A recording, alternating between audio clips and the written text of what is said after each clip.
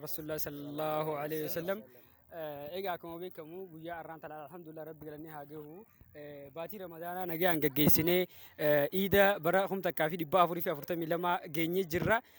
Egaa wannin har'aan tana isin biratti argameef qophiin iidaatu maal fakkaatti gammachuun iidaatu maal fakkaatti iida tana bara dheengaddaa gaa akkatti dabarsine ni beeyna akkamitti akka salaanne ni beeyna soomanaas akkatti soomannee dabarsine ni beeyna sanii wajji wal bira qabnee kanarraa kun soomanni akkam ture eegasii ammoo qophiin iidaatuun akkaataa nuti iidatti simachuudhaaf qophaa'u turre maal fakkaataa waan jiru gaafii wal fakkaataa kana isin hundaafuu dhiyeessuu fedhe yaada keessan nama hundaafuu daqiiqa takka takka.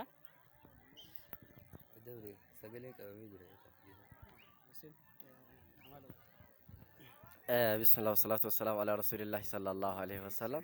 duraan dursee isinuma kanaanuu baga guyyaa iidaatiin isin ga'een isin jechuu barbaada.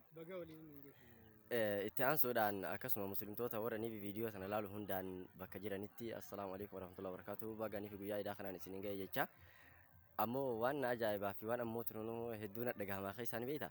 Guyyaa har'aan tana gammachuu akkaan jee ibsuun beeku. Maaliif namoonni takka takka Sheek Amiin asirraa deemee kara fedhii akkana jennee babal'ifannee itti fufurdannaa jechuu warra yaadantu jira ture. Haa ta'u Sheek Amiin achirra bahee afaan qabachiisuu isaa santu gammachuu takki ammoo tunuu hawaasi jaalala hawaasni Sheek Amiiniif qabu akkasitti argisiisuu santu hedduu nadha gama. Inumaa bira dabree Sheek Amiin as keessatti masjiida isaa ka duraanii keessatti galee kurnan boodaa kana itti kaafataa'uun hedduu gammachuu kophaatu nadha gahama.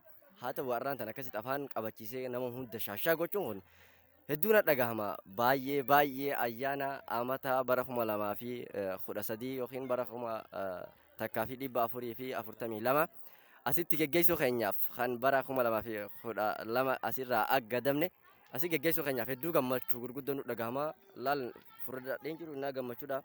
Laal. Allahu akbar obboleessi keenya haala bareedaadhaan ibsu jira.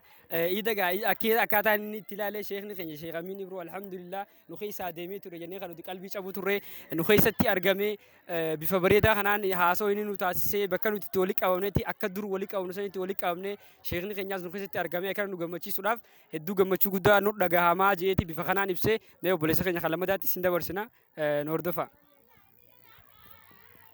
بسم الله الصلاة والسلام على رسول الله صلى الله عليه وسلم.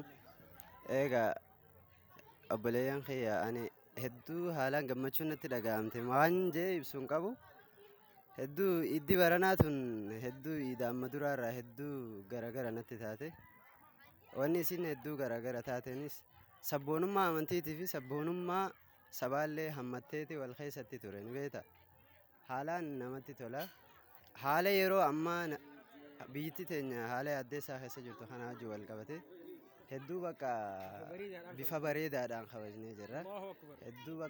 Hedduu nuti akka guruppii teenyaa kanatti akka doorii safiinatun najaa jedhamtu dooriin teenyallee akka doorii safiinatun najaatti akka jamaa safiinatun najaatti hedduu gammachuu fi hedduu bakka inuu akka nuti yaadne olitti ta'e iddi kuni wallahi muslima hundaanuu kabaa dhiyaa jiru kakaabaa kibba jiruun عيد مبارك عيد وناكسنين جاني حالان قمده الله أكبر قالت.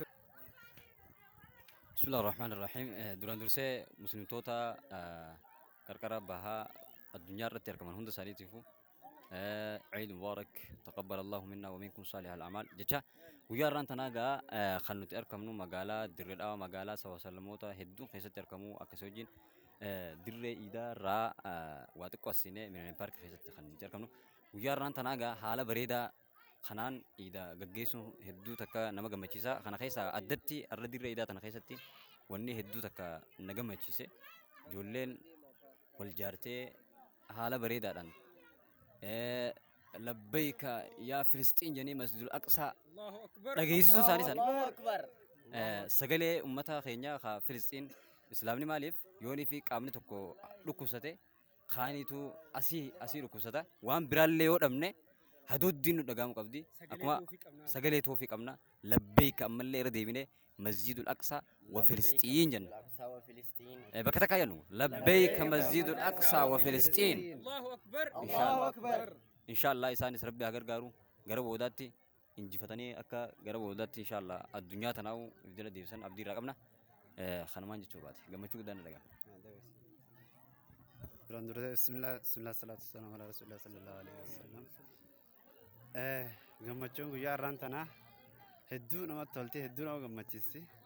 Duraan dursee assalaamu alaikum islaama hundaanuu jaa islaama addunyaa kana kaaba kibba ba'aa jiru hundaanuu baga guyyaa kanatti hin geessan. Baga guyyaa kanatti isin hin geen jaani isinillee galatoomadha. Hedduu boobitti yerus diradhaadha. Diradhaa keessaas kun dirree iidara miliin parka keessarra hedduu diradhaan akkuma shee amiin yeroo jetti biyya hayyoota biyya gartee sheekonii biyya nama hedduu lakkaa'e biyya akkasiitii jee san keessa wanni dasna jeanillee sheenyaarra abo'an maarreshoo takkan jibbe jee'oon amma ijoollee ammaan tun shawshaw jee'oo shawshawii tan heddumeetanii shawshawii xaxii maraataa bichaa jee'ita saniif hedduu dasnama jaa wallahi guyyaa gammachuu guyyaa irraa kana alhamdulillah warra kabbaree hedduu deebi'ee gartee iddoo rabbi naa taasisuun jaa. السلام عليكم. بسم الله والصلاة والسلام على رسول الله صلى الله عليه وسلم. إذا قمتشون وران تنا وايمين فينو مالف جنداني وان سلا برد إيرا ميك أنا ديانين تور إن شاء الله ربنا نقولين سومنا راح سيل أمد تجورا كنا فو در سومني أكس تايني يعني مالف در إذا أكس كونجنداني حاله ولا تيجي يورك سيني الحمد لله رب العالمين كنا وران تنا در إذا كتسالني نفوز بين ورك جرا أمس الحمد لله يقول شرب بيتين رمضان رب الله كتبه فنون أرجو جرا كونوا alhamdulillah akka babbareennee saayibota nyoo jindirri dhadhaabannaa tunuu galtee shukrii rabbiidha alhamdulillah rabbil alamin jechaadha. Egaa guyyaa irraa kun gammachuu waatiif dhadhaabban jechaadha. Maaliif jennaan akkatti yaadne turre gina immoo akkatti iduu dhiisa akka soomannaa hin jenne laakiin immoo alhamdulillah yeroo deetti rabbi keenyatiin akka soomannee irra caalaa inumaa iida sanarra akka itti caalaan garuu jechuudha gammachuu irraan tana jechuudha. Kanaafuu gammachuu irraan tana alhamdulillah jaamina muumee alhamdulillah rabbil alamin maaliif jennaani takka akka irratti illee gammadeen beeku soomana keessallee immoo iida keessatti jechuudha. Maaliif gammachuu waan qalbii xiyyeerraa takkaan argina arga jechuudha. Kanaafuu waan baay'ee nama gammachiisatti warra kan bara gara uummata islaamaa hundaan hin jaa egaa gama geessu dhaabbataa gama Hussein Birsiyaa Hussein Birsiyaa assalamu alaikum warahmatullahi ta'ala wabarakatuh.